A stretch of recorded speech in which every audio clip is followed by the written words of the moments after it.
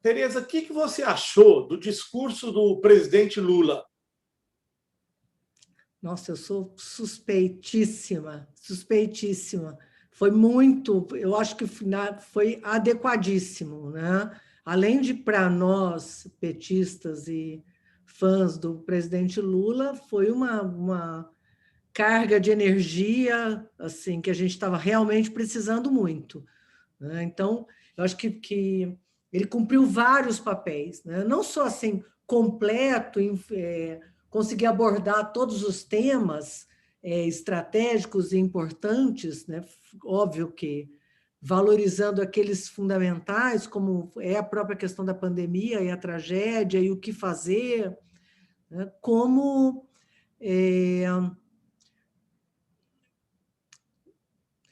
sabe o que eu lembrei? Eu não sei se você assistiu Invictus. Eu Não. lembrei muito essa semana. Ah, tem que assistir, Azen. Assisti e li o livro. É lindo, lindo, lindo, lindo, lindo. Onde que O passa? Invictus. Netflix tem? Olha, eu acho que não tem na Netflix. Outro dia eu tentei procurar para ver se eu assisti no cinema. Eu estava até na África do Sul quando foi lançado, em Cape Town, e o filme se passa em Cape Town. Então, para mim, assim, foi uma emoção. Mas ele mostra não a história toda do Mandela, mas ele mostra a saída do Mandela, né, da prisão e o esforço que ele faz, né? Inclusive assim, que é da natureza dele mesmo, né? Depois de tudo isso que aconteceu com ele, o que organiza a vida dele não é a vingança, não é a mágoa. O que organiza a vida dele é assim: eu tenho que ajudar a juntar esse país, os pretos e os brancos, esse país dividido, esse país rachado. Como eu vou fazer isso? Então, o filme é muito lindo porque mostra exatamente essa delicadeza e a posse dele, quando ele assume, e a expectativa de todo mundo era que ele fosse expulsar os brancos loiros de olhos azuis, né, dos comandos, e ele não faz isso, então ele acaba. Então, eu lembrei muito do Lula falando, eu lembrei muito desse momento da história do Mandela, que é isso, o Lula ele sabe dessa missão e ele se coloca não no momento da situação, mas com esse olhar estratégico do que ele representa, do que a história dele representou, e que não é ele, né, o Lula, ele está pensando no país, está pensando nos pobres, está pensando nos brasileiros. Então, eu achei excepcional, e eu acho que ele organizou alguns assuntos que nos ajuda a pensar, né? O que nós queremos para o Brasil hoje e para o futuro, e não só ficar como era, como era. Mas Eu acho você que foi não acha que o lulismo, o reformismo fraco de que fala o André Singer já teve seu tempo no Brasil, que agora alguém vai ter, por causa da crise econômica, alguém vai ter de perder? Provavelmente no projeto do Lula serão os bancos e os ricos. Você acha que dá para repetir a conciliação de classes? Eu vou lembrar você, como advogado do diabo, que o Mandela foi muito criticado pelos negros na África do Sul, porque ele não fez a reforma foi. agrária, por exemplo. É O único verdade. líder africano que fez a reforma agrária e, por isso, foi insultado e continua sendo, morreu já, mas pela mídia, foi o Mugabe no que foi a Rodésia, no Zimbábue. E o Mugabe foi o único que teve peito, foi lá e tirou os brancos. Uma Obviamente que ele coisa, colocou falando a assim, viola dele, ele era um ditador, colocou os amigos dele, mas ele mexeu na terra e o Mandela não fez isso. Como que você vê isso, hein? Você que foi ó, ministra. não, o que eu acho? Eu acho que a gente apostou não no equilíbrio e no ganha-ganha de todos, que isso foi uma das questões. Eu acho que a gente apostou no gradualismo, entendeu? Eu acho que então, assim, eu acho que algumas coisas a gente fez muito fortemente e outras, talvez a gente tenha perdido a oportunidade, logo no começo do governo do presidente Lula, de ter aproveitado assim o momento onde ele estava muito bem, né, com o conjunto da sociedade, para ir adiante em algumas coisas que são absolutamente necessárias, né? Mas, de qualquer forma, não apostar na ruptura Eu não acho que está colocado apostar na ruptura, entendeu? Eu não acho que o Brasil está preparado para isso. Né? Não acho que a gente tenha força na esquerda, em setores médios, para apostar numa ruptura. Isso não quer dizer que a gente não tivesse que ter feito mais. O próprio Lula diz isso, né? Eu acho que a gente fez muito, mas eu acho que a gente tinha que ter feito mais. Né? Então, eu acho que essa ideia de que a gente ia num crescente, acumulando, acumulando, acumulando, né? Se você pudesse apostar nisso forever, né, para sempre, né, talvez a gente tivesse que ter acelerado um pouco, né? Mas teria sido uma estratégia correta. Agora, como você teve uma interrupção, isso mostra o quê? Que a estratégia, a história mostrou que a estratégia não era correta. A pergunta, né, Azen, é se a gente tivesse acelerado o passo lá em 2006, se não teria caído antes, né? Essa pergunta ninguém vai responder, né?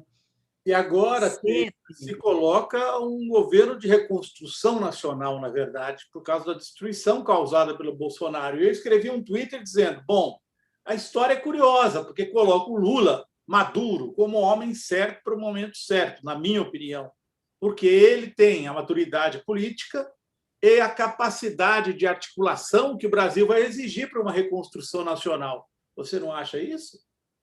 Exatamente. Eu acho que tem um projeto de reconstrução que é necessário, até porque esse processo de desorganização do Estado brasileiro, ele nos levará para um nível de exclusão e um nível de tensão social que é insustentável. Né? Afora que você não consegue construir. Alguns países não têm eu acho que tem uma agenda que estava colocada também no final do nosso governo, eu achei até que você ia me falar sobre isso, que é assim, a gente não só apostou numa estratégia gradual de ir melhorando a vida dos pobres e melhorando, como a gente fez uma aposta muito forte no mercado interno. Certo? Uma aposta fortíssima, que, diga-se de passagem, é a aposta da China hoje e a aposta do próprio Estados Unidos com o dinheiro que eles estão investindo para superar a pobreza, né, e colocar dinheiro na mão da população. Tem países que não tem como fazer isso. O Brasil teve como fazer, porque nós temos uma riqueza, que são os 220 milhões de brasileiros. Né? Então, a aposta foi que a retomada do crescimento, né, teria um gancho aí nas commodities e tudo mais, que as pessoas só falam disso, mas teve um outro gancho estratégico fundamental no próprio mercado interno. Isto é suficiente no longo prazo? Não é. No longo prazo, para a gente manter aquele padrão de taxas crescentes de superação da pobreza, de taxas crescentes de investimento em saúde, em educação, em energia elétrica, em saneamento, para a gente manter esse nível de emprego que a gente vinha mantendo, a gente teria que passar por alguns processos, como, por exemplo, a reforma tributária. Não tinha somente com aquela taxa de crescimento como continuar com o que a gente vinha fazendo. Né? Então, seria necessário dar um passo a mais. Eu acho que esse passo nós vamos ter que dar. Agora, a gente fala em reforma agrária, o Brasil é uma coisa estranha, porque você fala em reforma agrária, as pessoas, a classe média pira, cai de costa, entendeu? E a proposta que nós apresentamos, que estamos apoiando, que está no Congresso, ela taxa o 0,03%. Não estamos nem falando do 1% mais rico da população. Estamos falando no 0,03%. Eu estava lendo um post essa semana muito engraçado que falou assim, você fala classe média, as pessoas acham que estão no meio, né, entre os ricos e os pobres. Teria que que revisitar esse termo, porque tinha que ser um pobre prime ou um gold pobre, porque, na verdade, quando você fala em classe média, você está falando em setores que aí ganham 7 mil, 10 mil reais. Ninguém está falando em gente rica. Essas pessoas, inclusive, no nosso projeto, passam, inclusive, a 600 de imposto de renda. Então, você está falando com eles, né, de uma possibilidade de aumentar a arrecadação em cima de setores que ganham muito e que não vão ter nenhum trincadinho na sua casca com essa proposta, tamanho o nível de concentração de renda, e mesmo assim, quem continua se opondo a essa mínima distribuição de renda é a classe média. Então, assim, o que eu diria? Não bastaria ter um projeto somente de aumentar a renda dos pobres. A gente teria que, de fato, entrar mais fortemente e ter receita também distribuindo renda inversamente, né? Eu costumo dizer, Tereza, que o pessoal me critica muito sobre 2013, então, o pessoal que acha que 2013 foi só a CIA, pode até ter sido, que foi uma ação, etc. e tal, mas eu acho também que chegou um momento ali que bateu no teto o programa de reformas do PT, e as pessoas que o PT colocou na universidade, inclusive, que o PT beneficiou com cotas, elas eram vistas de vez em quando na rua e se juntando, porque elas queriam mais, eu acho. E aí o projeto de reformismo fraco não deu emprego, por exemplo, para uma pessoa que se formou com muito esforço pelo ProUni e aí não conseguia um emprego compatível. Você Azenha, deixa eu te perguntar. Exatamente. Deixa eu te pedir. Eu não sei se você usa no teu programa eventualmente mostrar alguma imagem. Eu posso compartilhar uma tela aqui para te mostrar um dado que eu acabei de apurar. Olha só. Então, essa primeiro, você vê meu mouse também, Azenha? Estou vendo o povo da vai ver também. Olha só. Esse bloco aqui é o período Lula e Dilma. Certo? A renda, olha aqui, ó, variação da renda domiciliar per capita real, ou seja, descontada a inflação, por quintis, que significa o quê? Que eu dividi a sociedade brasileira em 5 blocos, de 20% e 20%. Os 20% mais ricos, os outros 20% nem tão ricos, aqui o meio do meio, que é o meio da classe média, né? Aqui seria, sei lá, classe média alta, classe média média, classe média baixa, e os 20% mais pobres. Né? Então, e aqui o total. Olha só o que aconteceu no período Lula e Dilma. 38%. A renda média para toda a sociedade brasileira cresceu 38% acima da inflação, ou seja, real. A renda aumentou para todos.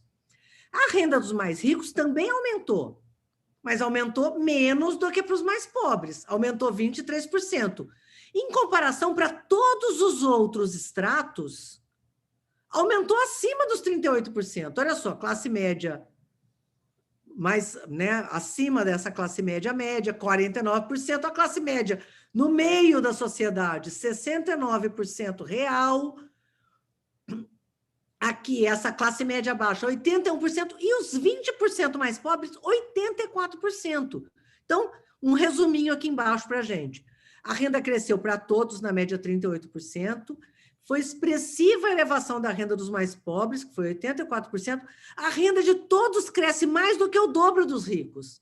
Olha aqui, 23, daria o dobro, daria 46. Então, a renda de todos os estratos cresce pelo menos o dobro dos mais ricos, né?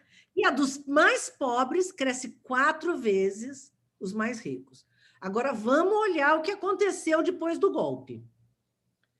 A renda, né, total da população cresceu, a renda, falei voltando, né, renda domiciliar per capita real, né, cresce 5%.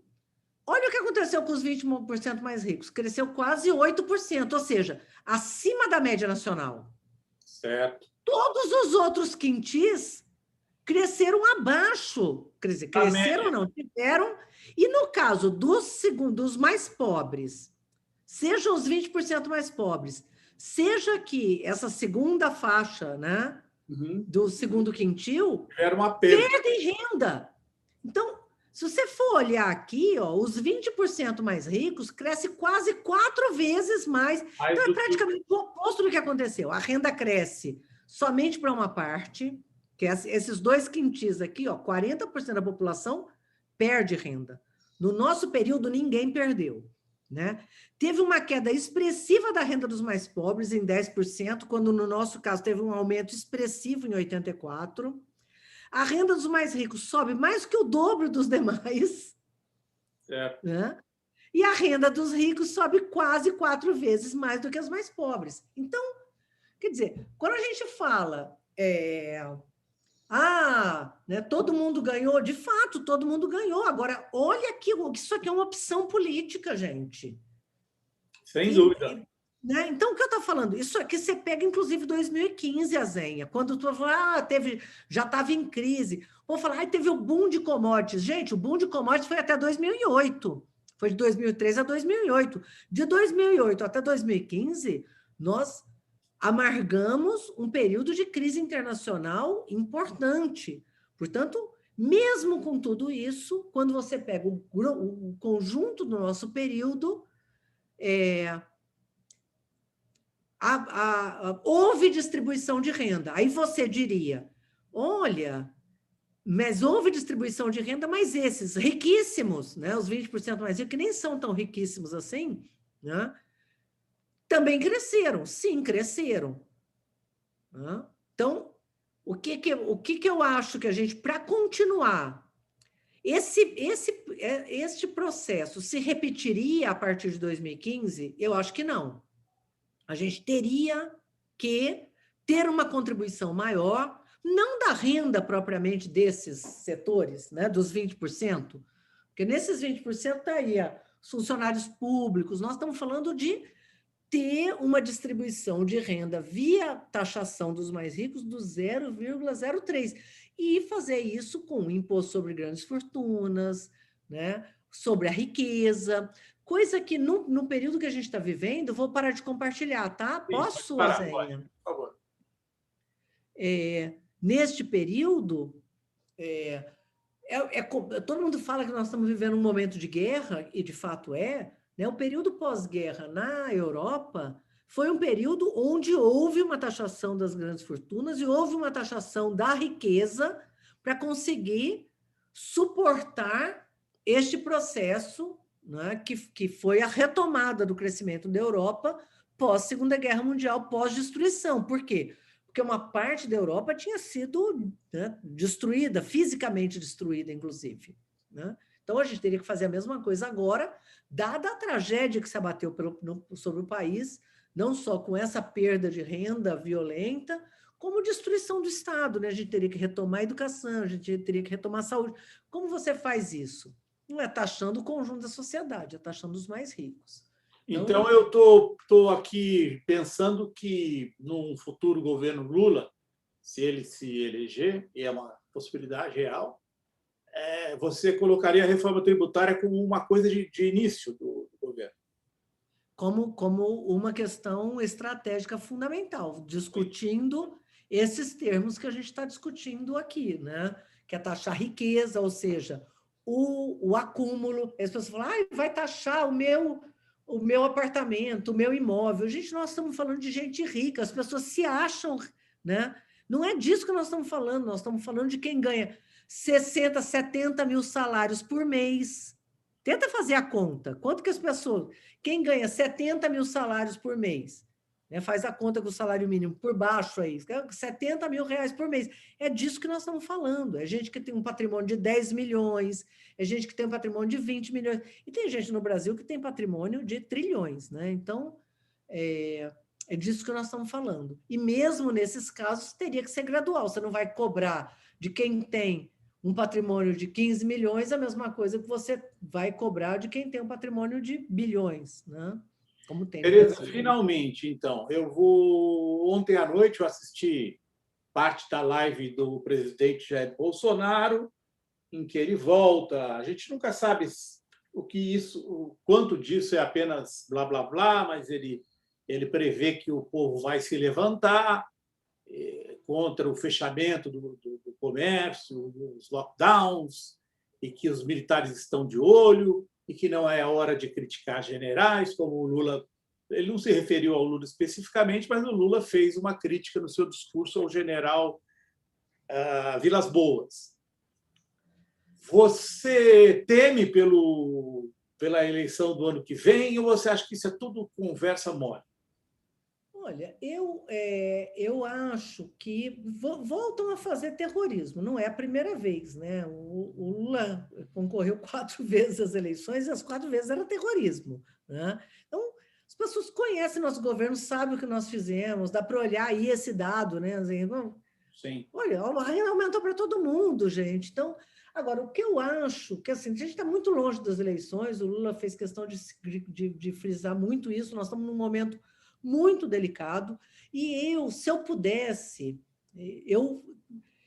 o desserviço do Bolsonaro não é somente das bobagens que ele fala para os pobres, contra a vacina, contra o uso de máscara.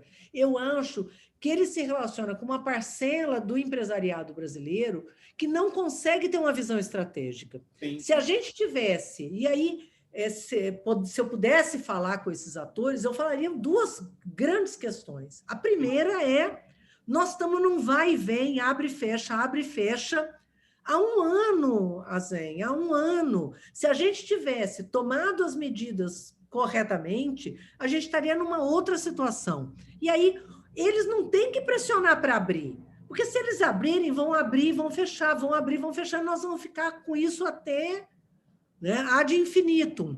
O que eles têm que pressionar é para ter vacina. Nós temos uma solução. Há um ano atrás, batia o desespero, porque a gente não tinha vacina ainda. Agora tem. Eles têm que pressionar o governo para garantir vacinação em massa. É para isso que eles têm que pressionar. Eles têm que apoiar os governadores que estão tentando construir soluções para vacinar o seu povo. Eles têm que apoiar os prefeitos. Então, empresários, parem de pedir para abrir e comecem a pedir vacina. É isso que vocês têm que fazer, se organizar e pedir vacina. Nós temos hoje uma luz, que é a possibilidade de vacinar em massa a população. Quem está fazendo isso está conseguindo resultados espetaculares, né? De redução das internações, de redução da mortalidade, de redução da carga de doença, né? As pessoas ficam doentes, mas ficam menos doentes do que estavam ficando, né? Com um nível de gravidade. A segunda coisa que eu diria, falando para empresários, é que assim, a perda que eles estão tendo, com essa perda de renda que a gente olhou aqui, né? Você tem 40% da população brasileira que é quem consome. Rico não consome, Azenha, o que o Brasil produz. Rico vai gastar fora do Brasil. O dia que acabar essa pandemia, vão voltar a comprar coisa importada.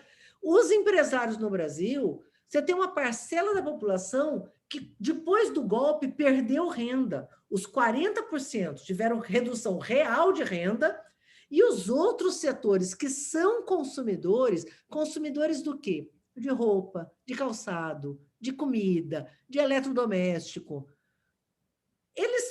Quem perde com isso? O próprio país. Quem ganha com esse tipo de política econômica? Somente especulador e rentista. O empresário no Brasil, o dono de bar, o dono de mercearia, né, não está ganhando. O agricultor, né, está ganhando quem? Quem exporta e continua agora sujeito aí aos solavancos do mercado internacional, né? E quem é especulador, que fica, inclusive, ganhando em cima de especulação, né? O Lula ganha, tem gente que ganha com isso. O Lula, o tarará. Aí aumenta o dólar, alguém ganhou, alguém perdeu. Então, assim, quem está ganhando com a destruição do nosso mercado interno? Somente bom, os milionários. Eu, então, vou lhe passar logo mais o telefone do Louro da Havan e você vai começar essa tarefa de falar com os empresários, tá? Você acha que ele é convencível, o Louro da Havan? Olha, eu acho que tem gente que é inconvencível, porque não acho que é só burrice, certo? Agora, que é isso? Azenha, durante o período Lula-Dilma, 24 milhões de famílias não tinham geladeira e passaram a ter. Não tinham geladeira. Isso é um ganho do ponto de vista de segurança alimentar. A gente já falou sobre isso em outra oportunidade. Essa mãe que pode comprar comida, cozinhar, guardar durante a semana, isso significa uma alimentação adequada para o menino, que vai poder comer arroz, feijão e não macarrão instantâneo, né? E significa mover a indústria nacional. A gente não importa a geladeira por enquanto, né? Daqui a pouco vamos começar a importar até a geladeira. A gente produz aqui, então é bom para o país, gera emprego. Então, isso é uma riqueza, né, que tem que ser levado em conta. Então, eu critico muito quem diz: e o governo Lula e Dilma foi só consumo. Não é verdade, né? Geladeira não é só consumo, para começar. Segundo, que o pobre tem direito de consumir, né? Nós estamos numa sociedade baseada no consumo. Aí que tem uns que podem consumir tudo e tem outros que não podem nem comer, né? Que foi o que a gente garantiu, né? Um mínimo de 3 vezes ao dia comer direito, poder, né, comprar fazer prestação e comprar uma geladeira. Não é comprar uma geladeira nova, é comprar uma geladeira. Gente que não tinha geladeira. Esses 24 milhões não tinham geladeira. Passaram a ter geladeira por quê? Passaram a ter energia elétrica, passaram a ter renda. Então, são mudanças que eu considero estruturais. Isso sem considerar aí 48 milhões de pessoas que passaram a ter acesso a saneamento básico, 38 milhões de pessoas que não tinham água e passaram a ter direito à água potável. Então, algumas mudanças estruturais, as fora as que você comentou logo no começo da nossa fala, que é a questão da educação e assim por diante. Então, quem ganha com essa redução de desigualdade na educação, no saneamento? Eu acho que ganha o país todo. Né? A gente não precisa estar armando ninguém se você está caminhando para uma sociedade mais justa. Né? O nível de tensão é um nível de tensão que está dado com esse nível de exclusão que está criado hoje. Né?